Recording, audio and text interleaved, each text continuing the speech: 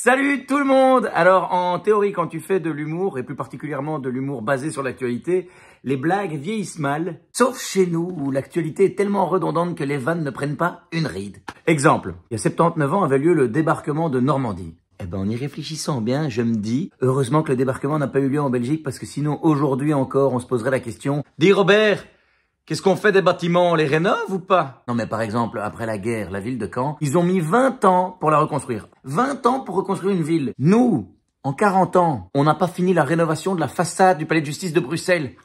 Et le rebond comique dans cette histoire, c'est que la semaine passée, on apprenait que comme on n'a pas encore fini la rénovation extérieure du palais, on va aussi s'attaquer à l'intérieur. Et paf! On est reparti pour 40 ans de blagues! Wouh! Sérieux, depuis le début du chantier, la seule chose qui a été rénovée au palais de justice, ce sont les échafaudages. Et attention, on les a rénovés, non pas une, mais 2 fois! Ah ouais, à ce rythme-là, les échafaudages coûteront plus cher que la rénovation. Mais on s'en fout. En Belgique, ce qui compte, c'est de dépenser l'argent dans des gros projets qui n'aboutissent jamais. Comme ça, on peut en rigoler longtemps. Exemple, ce week-end pour la finale de la Jupiler Pro League. Encore un truc où on va rigoler longtemps. 2 stades, un à Genk, un à Bruxelles, 3 vainqueurs potentiels. Du coup, un hélicoptère a survolé les terrains pendant 45 minutes afin de pouvoir livrer à temps la coupe aux gagnants. La presse parle de surréalisme à la belge. Non, non. Arrêtez de se cacher derrière cet argument. Ce n'est pas du surréalisme. C'est juste de la connerie. Entre Genk et Bruxelles, il y a 80 km, franchement, pas besoin d'un hélicoptère. Pas pour rien que ça s'appelle la Jupiler Pro League, hein. C'est une idée de mec bourré, ça. J'imagine la réunion. Bon, voilà, connaîtra le vainqueur de la saison que à l'issue des 2 matchs qui ont lieu en même temps. Du coup, pour livrer la coupe au bon endroit, qu'est-ce qu'on fait, Robert? Petit A. On fait 2 répliques qu'on met dans chaque stade et on fournira la vraie ultérieurement.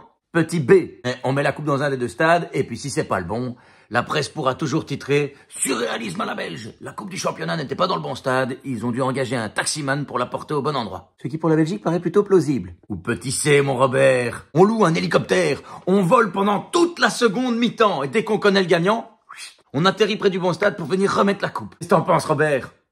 Robert? Moi, je pense que le mieux, ce serait la solution C. Mais oui, mon bébé, c'est ça, la C, exactement. Et honnêtement, pour avoir des idées aussi brillantes, c'est que la C, ils en abusent un peu. Et tout ça pour rien, au final. Oui, non, parce qu'au bout de 15 minutes de célébration, la coupe s'est cassée. Allez, bienvenue en Belgique. Mais bref, revenons-en au palais de justice. Donc, il va falloir rénover l'intérieur. Budget estimé. Trop, vraiment trop, hein. Comme d'habitude. Ça faut reconnaître en Belgique, niveau dépenses, on est constant. C'est toujours trop. Mais surtout, la presse indique qu'une vaste étude va être lancée pour identifier les restaurations nécessaires. Donc on sait pas encore ce qu'il faut rénover. Mais on sait déjà que ça va coûter 1 rein par citoyen. Ça s'annonce bien, cette histoire. Et le plus drôle dans tout ça, c'est qu'on nous indique déjà que la fin des travaux est prévue pour 2040. Et là, je dis bravo. Je dis bravo. C'est du génie. On ne sait pas encore exactement ce qu'il faut rénover, on ne sait pas quand ça va commencer, mais on connaît déjà la date de fin. Voilà, ça c'est du surréalisme à la belge. Normalement, un chantier en Belgique, on connaît la date de début, on imagine la date de fin, et au final, on respecte ni l'une ni l'autre. Exemple, le tram de Liège. L'inauguration était prévue pour 2015, donc en toute logique, les travaux ont commencé en 2019. Maintenant, on est en 2023, les travaux ne sont toujours pas finis. Et faute d'argent, la semaine dernière, ils ont annoncé qu'un des scénarios possibles était l'arrêt du chantier. Et non, et moi ça je comprends, ça va beaucoup trop vite cette histoire. Je vous le disais, heureusement que le débarquement n'a pas eu lieu en Belgique, sinon aujourd'hui on serait encore en ruine. Mais on aurait des beaux échafaudages. Alors, elle est pas belle la vie?